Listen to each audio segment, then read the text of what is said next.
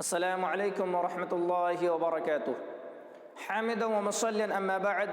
اعوذ باللہ من الشیطان الرجیم بسم اللہ الرحمن الرحیم ولتکن منکم امۃ یدعون الی الخیر ویأمرون بالمعروف وینہون عن المنکر واولئک هم المفلحون۔ محترم حضرات، سامعین و سامعات، میں نے ابھی آپ کے سامنے سورہ آل عمران سورہ نمبر 3 پارہ نمبر 4 کے آیت نمبر 104 کی تلاوت کی ہے، جس سے آپ نے اندازہ لگا لیا ہوگا کہ آج کا میرا موضوع بحث دعوت و تبلیغ سے متعلق ہے۔ لہٰذا میں آپ کے سامنے دعوت و تبلیغ کے چند آداب و شرائط کو بیان کر دینا چاہتا ہوں، تاکہ ہمیں پتہ چلے کہ ہم تبلیغ کا کام ان آداب و شرائط کو ملحوظ خاطر رکھتے ہوئے کر رہے ہیں یا انہیں پس پش ڈالتے ہوئے۔ کیونکہ آج بہت سارے لوگ ایسے ہیں جنہوں نے دعوت و تبلیغ کی اصلیت کو اور اس کے اصل روح کو ختم کر دیا ہے، ایسی چیز کی دعوت دیتے ہیں جو نبی اکرم صلی اللہ علیہ وسلم اور صحابہ کے منہج کے برخلاف ہے۔ لہٰذا ان تمام چیزوں کو جاننے کی ضرورت ہے۔ میں نے جو آیت کریمہ تلاوت کی ہے، اس میں اللہ رب العالمین ارشاد فرماتا ہے وَلْتَكُمْ مِنْكُمْ أُمَّةٌ يَدْعُونَ إِلَى الْخَيْرِ، کہ تم میں سے ایک ایسی جماعت ہونی ہی چاہیے، ایک ایسا گروہ ہونا ہی چاہیے جو لوگوں کو خیر کی دعوت دے، جو لوگوں کو بھلائی کی طرف بلائے۔ خیر کسے کہتے ہیں، بھلائی کسے کہتے ہیں؟ اس کی تفسیر کرتے ہوئے حافظ ابن کثیر رحمہ اللہ نے اپنی مایہ ناز کتاب تفسیر ابن کثیر کے اندر لکھا ہے یدعون الی الخیر ای یدعون الی الاعتصام بالکتاب والسنہ وإلی اتباع القرآن والسنہ، کہ لوگوں کو کتاب اللہ اور سنت رسول کو مضبوطی کے ساتھ تھامنے کی دعوت دے، لوگوں کو اللہ اور اس کے رسول کی پیروی کرنے، اس کی تابعداری کرنے کی طرف بلائے۔ اور امام بغوی رحمہ اللہ نے اپنی کتاب معالم التنزیل کے اندر اس کی تفسیر کرتے ہوئے لکھا ہے یدعون الی الخیر ای یدعون الی الاسلام، کہ لوگوں کو اسلام کی دعوت دے، لوگوں کو توحید کی طرف بلائے، لا الہ الا اللہ کی طرف بلائے، اصلاح عقیدے کی دعوت دے۔ اس آیت کریمہ کے اگلے ٹکڑے کے اندر اللہ رب العالمین نے فرمایا وَيَأْمُرُهُمْ بِالْمَعْرُوفِ وَيَنْهَاهُمْ عَنِ الْمُنْكَرِ، يَأْمُرُونَ بِالْمَعْرُوفِ وَيَنْهَوْنَ عَنِ الْمُنْكَرِ وَأُولَئِكَ هُمُ الْمُفْلِحُونَ، اور وہ لوگوں کو معروف کا حکم دے، بھلائی کا حکم دے، نماز کا حکم دے، صلہ رحمی کرنے کا حکم دے، پاک دامنی کو اختیار کرنے کا حکم دے، اچھے اخلاق سے آراستہ و پیراستہ ہونے کی تعلیم دے، برائی سے، منہیات سے، فاحشات سے، لغویات سے بچنے کی تلقین کرے۔ جو ان تقاضوں کو پورا کرتا وہی لوگ کامیاب ہے۔ اب نیکی اور بھلائی کسے کہیں گے؟ نیکی اور بھلائی اس عمل کو کہا جاتا ہے جو ہمیں اللہ سے قریب کر دے، جو ہمیں جنت سے قریب کر دے اور جہنم سے دور کر دے۔ بالفاظ دیگر ہم یہ کہہ سکتے ہیں کہ نیکی اس کو کہا جاتا ہے جو نبی اکرم صلی اللہ علیہ وسلم کے قول اور فعل سے ثابت ہو، جس پر آپ صلی اللہ علیہ وسلم کی مہر لگی ہوئی ہو، کیونکہ وہ عمل نیکی ہو ہی نہیں سکتی، چاہے ہم لاکھ اس کو اچھا عمل سمجھے، وہ نیکی ہو ہی نہیں سکتی جس پر آپ صلی اللہ علیہ وسلم کی مہر نہ لگی ہوئی ہو۔ تو اس آیت کریمہ کا مفہوم کیا ہوا کہ ایک جماعت ایسی ہونی چاہیے جو لوگوں کو کتاب اللہ اور سنت رسول کو مضبوطی کے ساتھ تھامنے کی دعوت دے، اللہ اور اس کے رسول کی اتباع اور پیروی کرنے کی دعوت دے، اصلاح عقیدے کی دعوت دے، لوگوں کو توحید کی طرف بلائے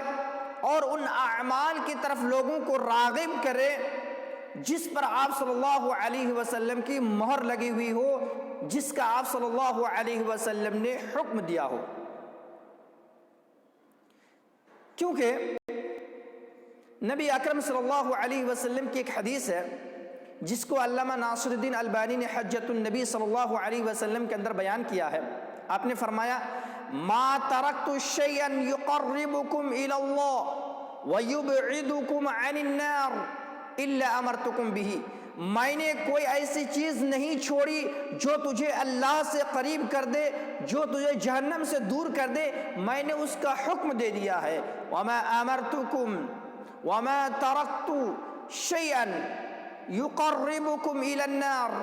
ویبعدکم عن اللہ الا نہیتکم عنہ، اور میں نے کوئی ایسا عمل نہیں چھوڑا، کوئی ایسی چیز نہیں چھوڑی جو تجھے اللہ سے دور کر دے، جہنم سے قریب کر دے، میں نے اس سے روکا ہے، میں نے اس سے منع کیا ہے۔ اس لیے کوئی نیکی اس وقت تک نیکی نہیں ہو سکتی جس کا آپ صلی اللہ علیہ وسلم نے حکم نہ دیا ہو، جس پر آپ صلی اللہ علیہ وسلم کی مہر نہ لگی ہوئی۔ یہ چند تمہیدی باتیں تھی۔ اب میں اصل موضوع کی طرف آتا ہوں۔ دعوت و تبلیغ کے لیے پہلی شرط اور پہلا ادب یہ ہے کہ داعی کتاب اللہ سنت رسول کی دعوت دے، یعنی ایسی چیز کی دعوت دے جو کتاب اللہ اور سنت رسول سے ثابت ہو، کیونکہ اللہ رب العالمین سورہ مائدہ سورہ نمبر 5 پارہ نمبر 6 کے آیت نمبر 67 کے اندر فرماتا ہے یا ایہا الرسول بلغ ما انزل الیک من ربک وَإِن لَّمْ تَفْعَلْ فَمَا بَلَّغْتَ رِسَالَتَهُ، اے رسول آپ کے رب نے آپ کے اوپر جو کچھ نازل کیا ہے آپ اس کی تبلیغ کیجئے، آپ لوگوں تک اس کو پہنچا دیجئے۔ اگر آپ نے ایسا نہیں کیا تو آپ نے رسالت کا حق ادا نہیں کیا، نبوت کا حق ادا نہیں کیا۔ رسول پر کیا نازل کیا گیا؟ آئیے اس بات کو رسول اللہ صلی اللہ علیہ وسلم کے حدیث سے سمجھتے ہیں۔ مسند احمد ترمذی وغیرہ کی حدیث ہے، حضرت مقدام بن معدی کرب رضی اللہ تعالی عنہ اس حدیث کا راوی ہے، کہتے ہیں رسول اللہ صلی اللہ علیہ وسلم نے فرمایا الا وانی اوتیت الکتاب ومثلہ معہ، خبردار اس بات کو غور سے سنو اور اس کو یاد رکھو کہ مجھے کتاب اور اس کے ساتھ اسی کے مثل ایک چیز دی گئی۔ کتاب سے مراد قرآن مجید اور اس کے ساتھ اسی کے مثل یعنی حدیث رسول مجھے عطا کی گئی۔ تو کتاب اللہ اور سنت رسول کو اللہ رب العالمین نے نازل کیا، نبی اکرم صلی اللہ علیہ وسلم کو عطا کیا، لہٰذا ان دونوں چیزوں کی ہی تبلیغ ہونی چاہیے۔ دوسری دلیل ابن ماجہ کی حدیث ہے، آپ صلی اللہ علیہ وسلم نے فرمایا نضر اللہ امرأ سمع مقالتی فبلغها فرب حامل فقہ غیر فقیہ ورب حامل فقہ الى من هو افقہ منہ، کہ اللہ رب العالمین اس شخص کو تر و تازہ رکھے، ہرا بھرا رکھے، خوش و خرم رکھے، حشاش و بشاش رکھے۔ سمع مقالتی، جو میری بات کو سنتا ہو۔ اب نبی اکرم صلی اللہ علیہ وسلم کی بات کیا ہے؟ نبی اکرم صلی اللہ علیہ وسلم کے حدیث کی روشنی میں ہم اس بات کو سمجھتے ہیں۔ عن ابی ہریرہ رضی اللہ تعالی عنہ قال قال رسول اللہ صلی اللہ علیہ وسلم ترکت فیکم امرین لن تضلوا ما تمسکتم بہما کتاب اللہ والسنت، کہ لوگوں میں تمہارے مابین دو چیزیں چھوڑ کر جا رہا ہوں، جب تک تم ان دونوں چیزوں کو مضبوطی کے ساتھ تھامے رہو گے کبھی گمراہ نہیں ہوگے۔ وہ کتاب اللہ، اللہ کی کتاب قرآن مجید ہے، اور رسول اللہ صلی اللہ علیہ وسلم کی سنت یعنی حدیث رسول ہے۔ تو آپ صلی اللہ علیہ وسلم کی بات کتاب اللہ اور سنت رسول ہے، تو لہٰذا جو کتاب اللہ سنت رسول کو سنے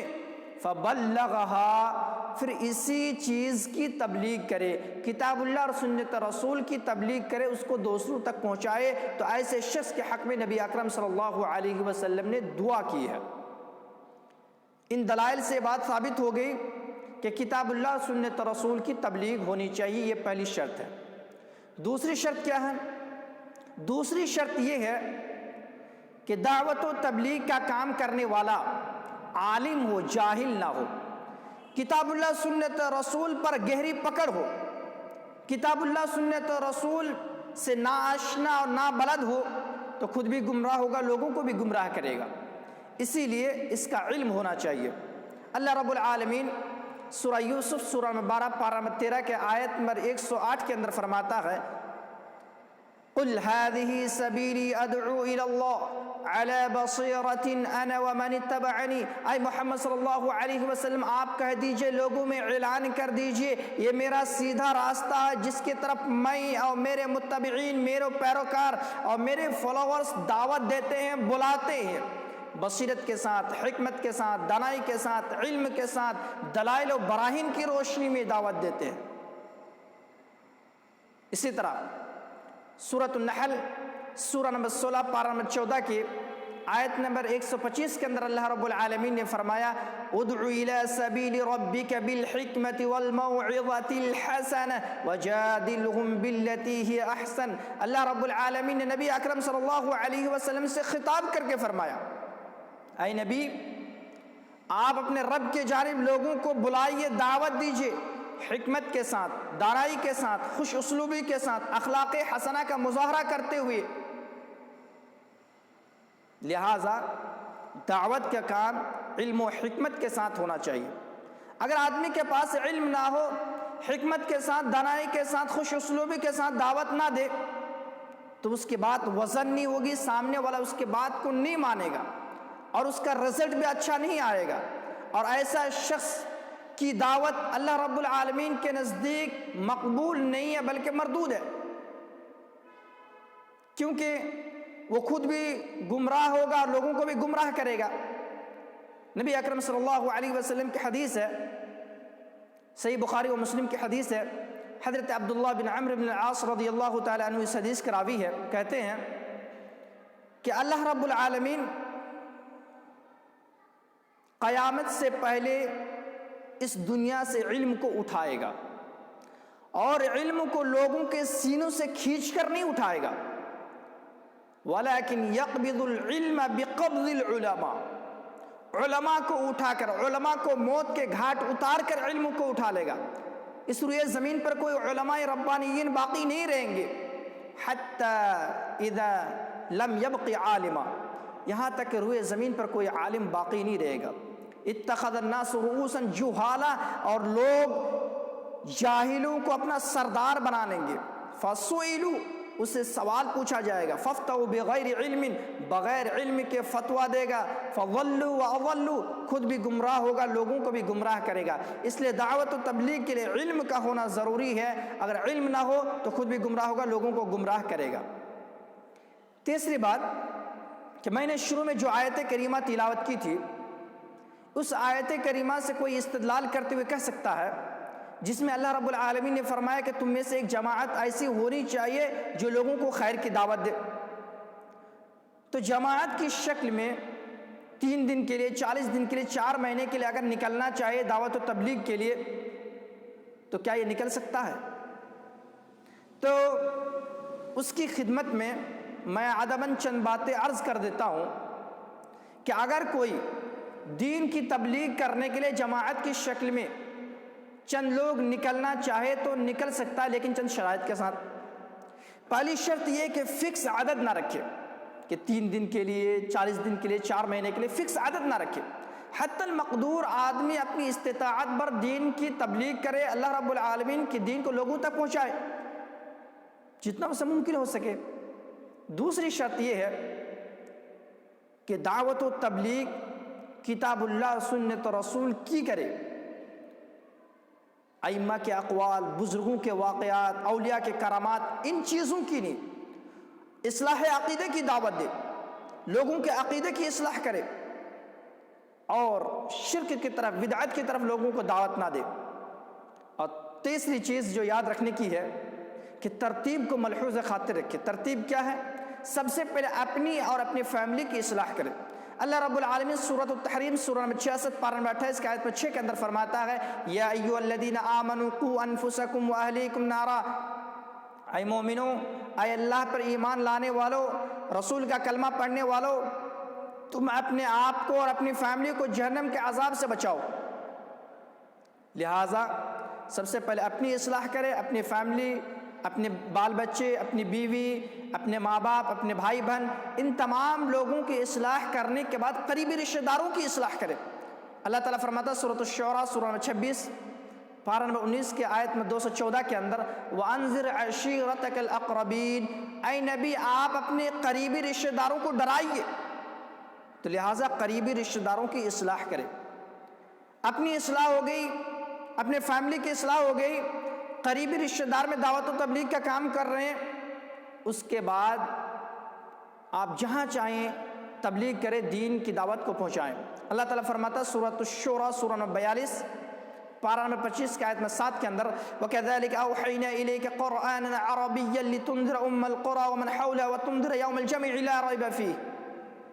اے نبی ہم نے آپ کی طرف قرآن مجید کو عربی زبان میں نازل کیا تاکہ آپ مرکزی گاؤں کو، بڑے بڑے گاؤں والوں کو ڈرائے، اللہ کا خوف ان کے دلوں کے اندر پیدا کرے، جہنم کا خوف ان کے دلوں کے اندر پیدا کرے، اور آخرت کے دن جس میں تمام بندوں کو جمع کیا جائے گا، ان کے اعمال کا حساب لیا جائے گا، اسی اعمال کے مطابق جنت و جہنم کا فیصلہ ہوگا، اس کا بھی خوف اس کے دل کے اندر پیدا کرے۔ تو یہ شرائط ہے، یہ ترتیب ہے، ان ترتیب کو ملحوظ خاطر رکھتے ہوئے اگر کوئی دعوت کا کام کرتا ہے تو انشاءاللہ اللہ رب العالمین اسے اجر حسنہ سے نوازے گا۔ اللہ تعالیٰ سے دعا کرتے ہیں کہ باری اللہ ہم تمام لوگوں کو دین کی باتیں سمجھ دیں اور اس پر عمل پیرا ہونے کی توفیق دے، اور نبی اکرم صلی اللہ علیہ وسلم کی سنت، صحابہ کے منہج کے مطابق ہمیں دعوت و تبلیغ کا فریضہ انجام دینے کی توفیق دے، آمین۔ اقول قولی ھذا واستغفر اللہ لی ولکم ولسائر المسلمین واستغفروہ انہ هو الغفور الرحیم۔